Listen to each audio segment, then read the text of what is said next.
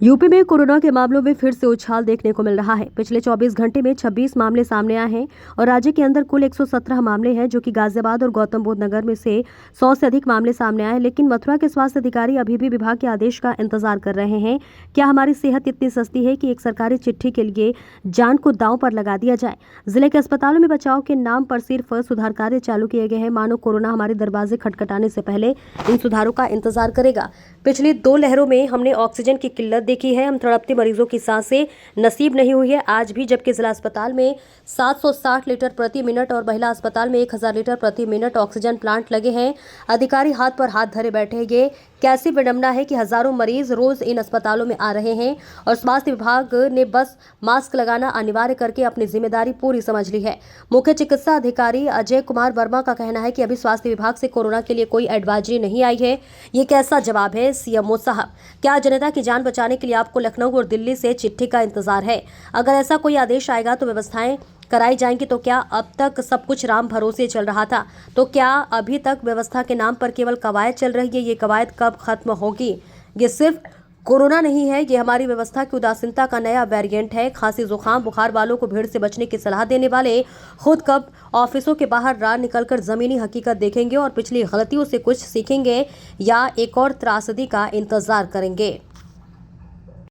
देखिए, मीडिया में इस तरीके की हम लोगों को पढ़ने को मिल रहा है, न्यूज़ पे भी मिल रहा है, समाचार भी आ रहे हैं और कुछ क्षेत्रों में कुछ पॉजिटिव केसेस भी मिले हैं। इस बात से इनकार नहीं किया जा सकता।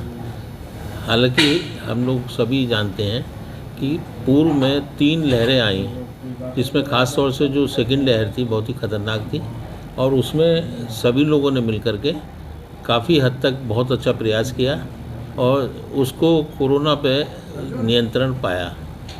वैक्सीन भी उसमें सबसे प्रभावी रही और इसके अलावा पर्याप्त उपचार की व्यवस्था, आइसोलेशन की व्यवस्था, क्वारंटाइन करने की व्यवस्था, इन सब के माध्यम से ऑक्सीजन की पर्याप्त मात्रा में उपलब्ध था।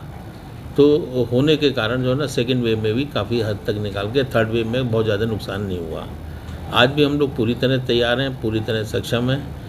कोई राज्य स्तर से निर्देश प्राप्त होते हैं तो उसमें तत्काल कोरोना पर प्रभावी नियंत्रण के हेतु कार्रवाई शुरू हो जाएगी। आज भी हमारे सभी सामुदायिक स्वास्थ्य केंद्र में 4 बेड का अलग से अस्पताल है, जिला अस्पताल में 10 बेड का और 20 बेड का हमारे DCH में अलग से चिन्हित अस्पताल है।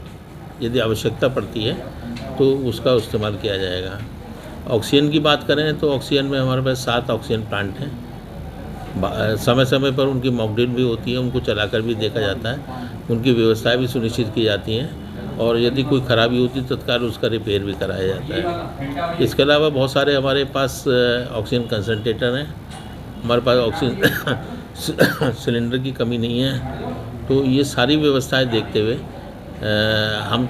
मैं तो यही बात कहना चाहूँगा कि जनपद मथुरा इतना सक्षम है कि अगर कोई भी हम लोगों को इस तरह की व्यवस्था मिलती है तो तत्काल उस पर कार्रवाई करेंगे और पूर्णतः नियंत्रण में रखेंगे। सर, अगर बात करने जाए तो धर्म नगरी मथुरा है, काफ़ी श्रद्धालु आते हैं, तो किस तरीके से व्यवस्थाओं को मैनेज करेंगे? सर बिल्कुल, पहले भी मैनेज किया है। पहले भी हम लोगों ने मास्क और सोशल डिस्टेंसिंग का पालन करने के लिए कहा, लेकिन अभी स्टेट की तरफ से ऐसी कोई गाइडलाइन नहीं आई है, तो अनावश्यक रूप से पैनिक क्रिएट करने का कोई सेंस नहीं बनता। अगर ऐसी तरह गाइडलाइन आती है तो आदरणीय कप्तान साहब से, आदरणीय जिलाधिकारी महोदय से अनुरोध करते हुए सोशल डिस्टेंसिंग और इसका सब पालन कराने के लिए अनुरोध किया जाएगा।